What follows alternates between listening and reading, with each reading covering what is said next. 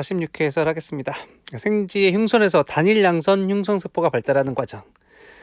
단일 양선이 CD4, CD8과 같은 더블 파저티브에서 그 둘 중에 하나만 가지는 것을 싱글 파저티브, 단일 양성이라고 했죠. 우리가 시험 보러 가기 전에 T세포의 TCR 주변에는 CD4와 CD8이 다 있다가, 그러니까 이 TCR이 무엇을 인식할지 모르니까, 그러니까 MSC1을 인식할 수도 있고 2를 인식할 수도 있어. 근데 1을 인식할 때는 CD8이 필요하고 2를 인식할 때는 CD4가 필요하다고 했죠. 무엇을 인식할지 모르니까 처음엔 다 가지고 있다가, 얘가 TCR이 인식하는 거에 따라서 TCR MSC1을 인식하면 결국에 나중에 CD8밖에 필요 없으니까 CD8만 남게 되죠. 이렇게 바뀐 세포를 단일 양성 흉선세포라고 하는 겁니다. 그래서 시험 보기 전에 이중 양선의 흉선세포가 있다가 흉선의 겉질 상피세포, 얘가 우리 조교라고 했죠. 조교, 양성 선택을 하는 조교. 이 조교랑 만나서 인식하는 거에 따라서 각각 살아남게 된다고 했죠. T세포가 있는데 이 T세포가 자기 MHC1을 인식하면 그때 CD4는 필요 없고 CD8만 필요하니까 얘는 살아남아서 양선 선택으로 살아남아서 CD8을 가지는 TC세포가 되고, 둘 다 인식하지 못한 애들은 다 죽고, T세포 중에 MHC2를 인식하는 TCR을 가진 애는 CD4만 쓸 거니까 CD4만 가지는 TH가 된다고요. 그래서 우리가 MH 결핍 생쥐에 아무것도 발현하지 않는다라고 한 거야. 발현시켰다고 했는데 발현시킨 게 없다고 했으니까 맨 왼쪽은 MSC1만 있는 아이야. 그러면 여기선 양선 선택 받을 때 실제로는 TCR 중에 MSC2를 인식하는 애가 있더라도 MSC1밖에 없으니까 모든 살아남은 애들은 CD8 T세포만 살아남겠죠. 근데 거기 MSC2는 결핍이니까 MSC1은 있었죠. 거기에다가 야생 MSC2를 발현을 시키면, 1도 있고 2도 있으니까 1도 있고 2도 있으니까 얘는 CD4도 파저티브, CD8도 파저티브가 살아남겠죠. 다 있겠죠. 그러니까 둘 다 가진다는 게 아니라 CD4 T세포도 있고 CD8 T세포도 있을 거라고요.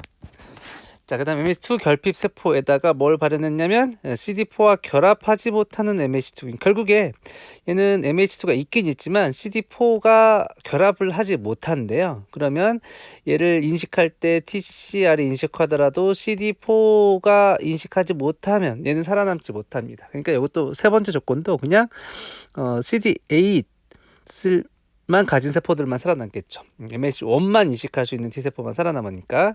그래서 니은은 CD8, CD8 T. 자, 이게 잠깐 끊어졌어요. 연속해서 들으시면 될 것 같고, 니은에서는 CD8 T세포만 살아남는다 이렇게 해야 되니까 니은은 틀려요. 그래서 이 두 가지 이 실험들을 보면은 흉선의 겉질 상피세포 MSC2가 존재해야만 양성 선택으로 CD4 T세포가 발달한다라고 말할 수 있겠죠. 지식형으로도 맞는 내용, 위 데이터 분석으로도 맞는 내용. 기억 디귿이 맞으니까 답은 5번이 되겠죠. 자, 8번이라고 되어 있는 거. 다음은 림프종을 진단하기 위해서 수행한 실험이다. 자, 이거 제가 수업 시간에 너무 복잡할까봐 수업 시간에 자세히 설명을 하지 않았는데, 자, 우리가 원래 우리 몸에 있는 모든 세포, 핵을 가진 모든 세포는 이 BCR 혹은 항체를 만드는 유전자의 H 체인 유전자를 가지고 있어요, 없어요? 다 가지고 있더라. 그래서 이 그림에 나와 있는 이런 형태의 유전자를 다 가지고 있어요. 그래서 만약에 우리가 이걸 어떤 제한 요소로 잘라가지고 전기운동에서 위에서 보이는 이 자리에 결합할 수 있는 탐침을 사용해서 했다. 이거 다 뭐죠? 서던블랏 한 거죠. 서던블랏은 DNA가 존재하는지, DNA 형태, 내가 원하는 DNA가 있는지, 걔가 얼만큼 있는지를 알아보는 거잖아요. 그래서 만약에 여기서 어떤 제한요소 잘랐을 때 얘가 여기 이렇게 톡톡 잘리고 혼성과 탐침이 여기 결합을 한다면, 보통의 세포들은 이 유전자를 2개 가지고 있겠죠. 대립 유전자를 2개. 그 2개가 톡톡 잘려서 요만한 조각이 됐을 때 전기운동 돼가지고 요만큼 위치에 있을 거야. 거기에 탐침을 붙이게 되면 이렇게 밴드가 까맣게 나오겠죠. 이게 대조군. 이 시험 문제에서 대조군이라고 하는 게 H 유전자가 절대 재조합되지 않은 태반에서 얻은 세포라고 했으니까 이게 대조군이 되겠구나.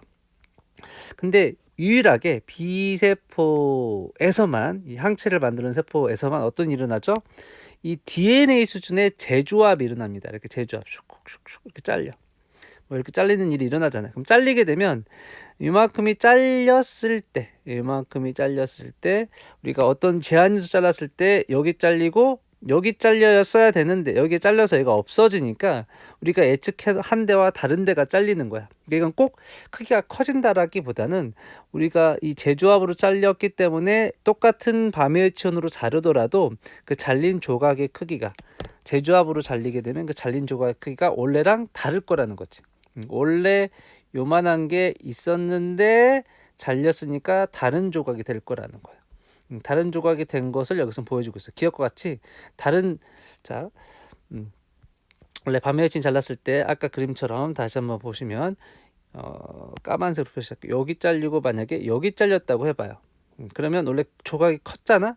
근데 이게 만약에 재조합으로 요만큼이 잘려 나갔다고 하자. 이게 잘린 형태를 여기서는 예측은 못해. 그냥 데이터를 보고 그냥 예측을 하는 건데, 이렇게 잘렸다고 해봐. 그러면 바메이션 잘랐을 때 여기 잘리고 여기 녹색으로 잘리면 잘려 나간 부분이 이만큼 있으니까 크기가 작아질 거 아니야. 작아지니까 뭔가 DNA가 변했다고 말할 수 있어. 그래서 기억 동그라미로 나오는 거는 그 H 유전자가 재조합되었다라는 뜻입니다. 근데 여기선 림포마는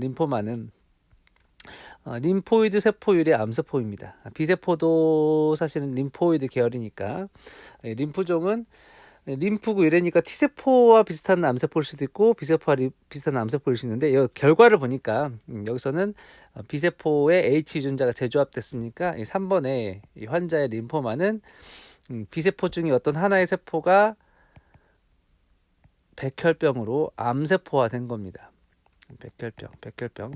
백혈구가 많이 증식하는 게 백혈구인데 그 중에 하나가 이제 림포마. 림포마도 백혈구 중에 하나예요. 근데 여기서 이제 결과를 보니까 얘가 B세포인 걸 알 수 있는 게 B세포에서 재조합된 H 유전자가 재조합됐기 때문에 얘는 B세포 유래 암세포라고 말을 할 수가 있겠습니다. B세포 유래 암세포. 근데 H 유전자가 하나 재조합돼서 모양이 달라졌다는 걸 우리가 알 수가 있게 되겠네요. 이 결과를 보니까. 레인2의 정상인의 림프절에서는 다음과 같은 결과가 나왔다라고 했으니까 정상인 이렇구나 하시면 됩니다. 정상인은 이게 지금 여러분들이 이걸 다 풀리 이해하기 조금 어려울 수 있는데, 정상인의 이 대립유전자 두 개 중에 하나가 재조합될 때 보통 없어지나 봐요. 그래야 이 결과를 해석을 할 수가 있거든요. 무슨 말이냐면 정상인 같은 경우는 재조합될 때 만약에 VDJ 조이닝으로 이렇게 재조합이 되면 이 부분이 없어질 수도 있죠. 없어지면 둘 중에 대립유전자 둘 중에 하나가 저렇게 잘라져서 없어지면 얘는 프로브가 붙는, 탐침이 붙는 부분이 없기 때문에 밴드가 나타나지 않고, 재조합되지 않거나 재조합됐는데 저 혼성과 탐침이 결합할 수 있는 형태로 재조합되면 밴드가 나타날 수 있겠죠. 근데 여기서는 지금 원래와 똑같은 위치에 나타났으니까 두 개의 대립유전자 중에 한 개의 대립유전자가 재조합되지 않은 형태가 이 밴드에 나타났다고 보시면 돼요. 근데 데이터가 어려운 게 이게 재조합이 꼭 하나의 형태로 되지 않아가지고 사실 서던이 되게 여러 가지 형태로 나타나거든요. 어쨌든 이제 정상인과 달라졌다고 한다면 그 H 유전자가 재조합되었다라는 건 여러분 이해할 수 있겠죠?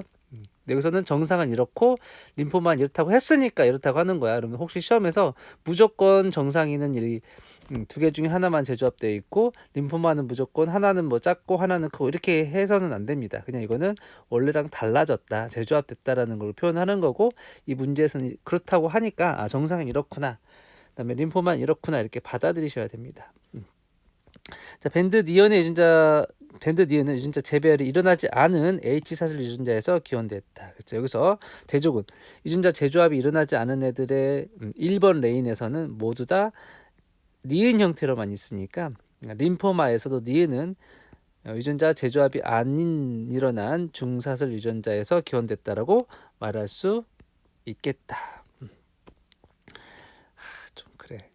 그렇지 않고도 혹시 꼭 그렇지 않아도 될 수 있거든요. 그래서 이거는 좀 애매하긴 한데 일단 그냥 심플하게 생각하시면 대조군 제조합 일어나지 않았던 것과 밴드가 똑같으니까 D는 제조합 일어나지 않았다라고 간단하게는 이해할 수가 있습니다. 맞다라고 그냥 하세요.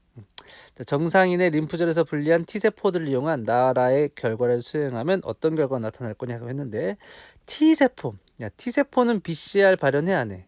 안 해. 항체 발현해 안 해. 그렇기 때문에 T세포는 똑같이 레그가 발현되더라도 이 H유전자, L사슬의 유전자를 재조합하지 않습니다. T세포더라도 H사슬, S사슬 제조합 안 해. 제조합 안 하니까 그냥 정상인이네. 그냥 H 유전자가 제조합 안 된 레인 1처럼 나타나요. 레인 1처럼 2처럼 나타난다고 했으니까 얘는 틀린 겁니다. 이것도 좋은 보기가 아니에요. 환자 X가 성공적인 항암치료를 받으면 림포마가 없어질 거 아니야. 그러면 정상인처럼 되지 않을 거겠냐. 그럼 정상인은 여기서 레인 2처럼 나타내야 되는데 정상인들의 레인 2를 보면 기억은 없고 니은만 존재하잖아요. 그렇죠? 그래서 기억의 밴드의 진하기 정도는 니은의 밴드 진하기에 대해서 감소할 거다라고 하는 건 여기서 정상인은 니은만 있고 환자는 기억니은이 있으니까 정상인처럼 되면 기억이 약해질 거다 이렇게 논리로 푼 건데 이것도 저는 좋은 보기라고 생각하지 않아요. 그래서 여기서 좀 여러분들이 알만한 중요한 보기는 니은 정도고요. 기억 뒤에 것은 꼭 맞다고 할 수 없어가지고 이 문제 그냥 제가 설명한 것이 저던 블라스로 이 제조합을 알아보는데 사용할 수 있다 정도만 알아두시고 넘어가고 니은은 확실히 틀린 보기인 거고 이제 주어진 조건으로만 추론한다고 한다면 뭐 기억 디귿이 맞다라고 할 수가 있겠습니다. 답은 5번인데 이 문제는 너무 집착하지 말고 그냥 그렇구나 하시면 될 것 같아요. 자, 그다음 1번이라고 되어 있는 거. 다음은 T세포에서 면역 반응이 일어나는 이야기에서 수행한 실험 중에 하나다. 자, 우리 시험 공부할 때 제가 K타입이냐 D타입이냐에 대한 이야기 되게 열심히 해줬죠. K타입이라고 하면 우리 전체 MS 유전자가 여러 개가 묶음으로 다 되어 있는데 그걸 전체를 묶어가지고 그냥 K라고 한다고 했어요. MS 타입을 모르는 생쥐 X에 LCMV 바이러스를 감염시켜가지고 면역시킨 후 특정 세포만을 분리했다. 자, 인비보 실험이죠. 여기서 인비보 LCMV를 생쥐에 넣어가지고 특정 세포만 분리했어. 그 다음에 K타입의 섬유아세포와 D타입의 섬유아세포를 준비했다. 이 나에 해당하는 제가 그림을 그려놨어요. 이게 섬유아세포예요. 섬유아세포는 APC가 아닙니다. APC가 아니어가지고 얘는 MHC2는 발현하지 않아요. MHC2는 발현하지 않습니다. MHC1만 발현을 하는데 하나는 K타입이라고 쓰니까 MHC1의 K타입이라고 하면 되고 하나는 D타입이라고 쓰니까는 MHC1의 D타입이라고 하면 됩니다. 여기다가 각각 바이러스를 감염시켰다고 그냥 했으니까 감염해서 바이러스가 그 안에 들어가서 바이러스를 만들었으니까 MHC1의 LCMV 바이러스 항원들이 각각 올라가겠죠. 이건 똑같겠죠. 이렇게 한 거를 준비해서 표적세포를 준비해가지고 아까 얻은 세포들을 넣었는데 이건 인비트로에서 반응을 시킨 거잖아요. 그렇죠? 시험관에서 반응을 시켰죠. 제가 말했죠. 시험관에서 이 세포를 지금 이렇게 죽이려면 얘는 나이브한 T세포만 안 되고 메모리 T세포는 안 된다. 이펙터 T세포만 가능하다. 이펙터 T세포인데 어떤 아이요? 이펙터 T세포인데 원의 K에 올라간 LCMV만 죽일 수 있는 T세포, TC세포가 여기 있었기 때문에 이 K세포의 LCMV를 감염시키는 애만 죽인 거죠. 죽였으니까 이 세포는 사이토톡식 T세포, CD8 T세포일 것이고 K를 인식했으니까 이 TC는 원래부터 K를 인식할 수 있으려면 얘는 여기서 유래했죠. 그럼 원래 이 생쥐는 MS 타입이 K여야 이 세포들 안에서 MS 타입 K를 인식하는 T세포들이 살아남았겠지. 그러니까 생쥐는 MS 타입이 K였을 거다라고 말할 수 있겠습니다. 그렇죠? 만약에 KD 둘 다 가지고 있었다면 D도 죽었겠죠. K만 죽었으니까 K타입이라고 할 수 있고 그다음에 이펙터 T세포는 흉선에 존재하지 않죠. 흉선에는 아직 미성숙인 T세포나 막 성숙한 나이브한 T세포밖에 없죠. 근데 여기는 이펙터 T세포를 얻었기 때문에 흉선이 아니라 아마도 뭐 비장이라든지 림프절에서 얻은 거일 거예요. 그래서 니은 디귿이 맞으니까 답은 6번이 되겠습니다. 자, 그 다음 2번. 그림은 T세포 성숙을 이해하기 위해서 수행한 실험이다. 자, MSC A 생쥐와 B 생쥐를 구별해서 A, B 생쥐를 얻었다. 자, 이거는 또 수업 시간에 여러 번 말했죠. MSC 전체 이 그룹 염색체 전체를 A라고 그냥 말한 거. 여기 1도 있고 MSC 2 유전자도 있습니다. MSC 또 B 타입.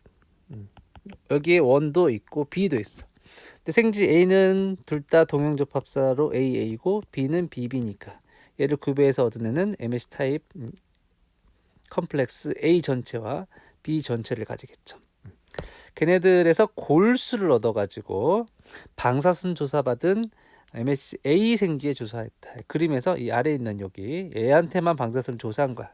제가 말했죠. 면역학에서 방사선 조사한 것은 얘 골수만 죽인 거라고요. 골수만 죽였다. 그러니까 이 지금 여기 골수 이식받은 애를 우리가 키메라라고 했는데 이 MSA 키메라 생쥐의 흉선상피 세포에서는 MHC1A, 2A 발현해야 해. 내가 말했죠. 방사선 조사는 골수만 죽이는 거고 흉선상피 세포는 죽이지 않는다고 했다. 근데 얘는 방사선 조사받은 A는 MHC AA 컴플렉스로 되어 있는 동형접합성 G잖아요. 그러니까 1A, 2A 발현하고요. 1B, 2B는 발현하지 않습니다. 골수에서 온 거랑 흉선상피세포로는 다르다고 했잖아. 그래서 이 지금 받은 키메라 생쥐 흉선상피세포는 1A, 2A는 발현해. 근데 골수는 누구 거냐면 A 곱하기 B 생쥐로부터 골수를 얻어가지고 얘한테 넣었잖아. 그렇죠? 그러니까 여기서 지금 T세포가 만들어지는 건 모두 MHC 타입 A 곱하기 B의 골수로부터 지금 얘 T세포들이 이렇게 만들어지는 거예요. 근데 이 T세포들은 유전자가 뭐라고? MHC 타입이 A와 B를 다 컴플렉스를 둘 다 가지고 있는 아이겠죠. A와 B 둘 다. 그러니까 이 T세포 자체에는 MHC 1A와 MHC 1A, 1B, 2A, 2B 이렇게 다 발현할 수 있겠지. 근데 사실 T세포는 MHC2를 발현하지는 않기 때문에 이 T세포들은 MHC1A와 1B를 모두 발현해요. 그런데 이 흉선상피세포는 A 타입만 발현하게 됩니다. 그래서 니은에서 니은 동그라미 혈액, 니은 동그라미라고 하는 거는 지금 이식받은 키메라 생쥐를 말하죠. 예, 키메라 생쥐. 키메라 생쥐의 혈액에는 MSB 타입의 일형 MSB 분자를 가진 T세포가 존재하지 않는다고 했는데 아니라고요. MHC1B를 발현하는 T세포는 존재한다고요. 존재합니다. 그래서 니는 틀려요. 자, 그 다음에 기억. 기억.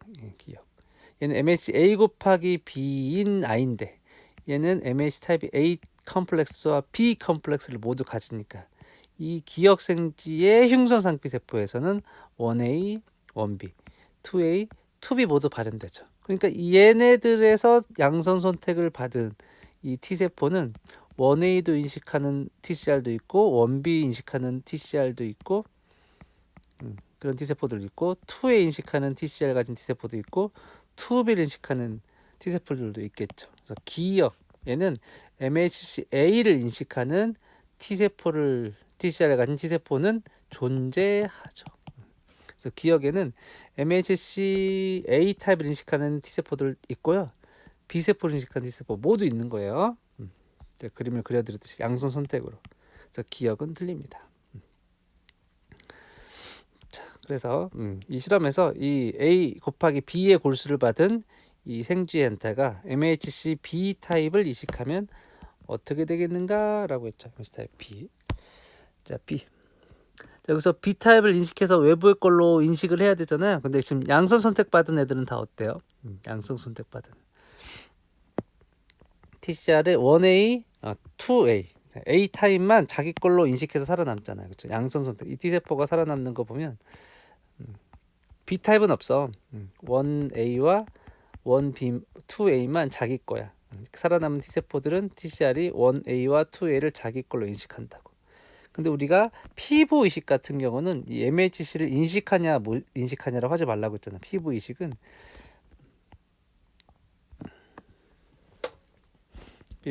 다른 단백질이 오냐라고 물어봐요. 물어봐야 되겠죠. 여기서 이 B의 타입의 열로 가게 되면 이 B는 외부에서 온 새로운 단백질이지.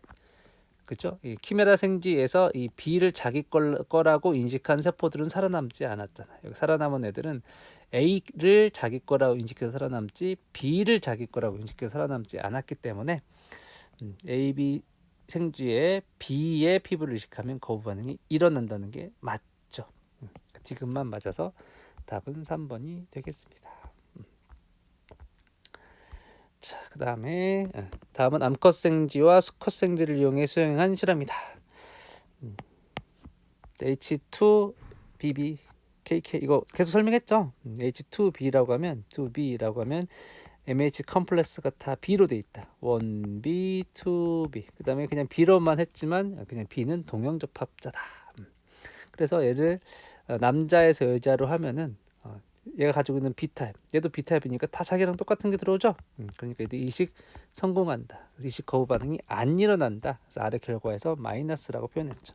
그러니까 수업 시간에 이야기했죠. 똑같이 B타입인데 남자는 이 Y염 색체에 있는 그 단백질이 여자한테 가게 되면 얘는 MH 타입 때문에 그런 게 아니라 그래서 거부 반응이 일어나는 이유는 남자에 있는 Y염 색체 단백질 때문에 두 번째 실험에서 거부 반응이 일어나는 거야. Y 때문에.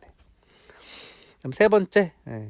근데 반대로 여자에 있는 걸 다 남자한테 집어넣어봤자 다 똑같은 거니까 이때도 거부 반응 일어나지 않죠. 네 번째는 거부 반응 일어나는 이유가 뭐냐면 2B를 2K에다가 집어넣었잖아요. K는 자기가 K 거만 자기 걸로 인식하는 거니까 여기서 외부에서 온 B 컴플렉스에 존재하는 MHC 유전자들 때문에 거부 반응이 일어난 거겠죠. 그래서 기억 동그라미는 누구냐면 남자인 아이죠. 얘는 H2B의 남자인 아이입니다. 기억은 H2B의 남자 Y 염색체가 있어. 그러니까 얘는 자기 거를 인식하는 미성숙 T세포는 성숙 과정에서 죽어야 되겠죠. 그렇지 않으면 자기 자신을 공격하는 거니까. 그죠? 이 사람은 Y 가지고 있으니까 자기를 공격하면 안 됩니다. 이걸 뭐라고요? 우리가 중추 관용이라고 했죠. 중추 관용. 그래서 기억 맞고요. 반응 A를 일으키는 건 Y 염색체 있는 Y 단백질이고 반응 B를 일으키는 건 MHC 그룹 B죠. 서로 항원은 달라요. 틀립니다. 자, 니은 동그라미는 H2B의 여자네요. H2B의 여자는 Y 염색체가 없으니까 Y 항원을 인식하는 성숙 T세포가 있죠. 이건 Y가 자기 게 아니니까 Y는 외부에서 온 거일 테니까 얘를 공격하는 T세포는 존재하죠. 존재합니다. 존재하지 않는다고 했으니까 틀려. 기억만 맞아서 답은 1번이 되겠습니다. 자, 마지막 다발성 경화증. 다발성 경화증은 뭐라고 했어? 예, 이것처럼 우리가 마이엘린, 올리고덴드로사이트에 있는 것들처럼 여기는 이제 올리고덴드로사이트 했네요. 슈반 세포라든지 히스돌기 세포, 올리고덴드로사이트를 공격하는 질환이 다발성 경화증이다. 다발성 경화증. 수초를 공격해가지고 수초가 망가진 질병이 다발성 경화증. 이걸 유도하기 위한 동물 모델을 만드는 과정입니다. 자, 이 마이엘린 올리고덴드로사이트 글로이코 프로테인은 미엘린 수초에만 존재하는 특별한 단백질이죠.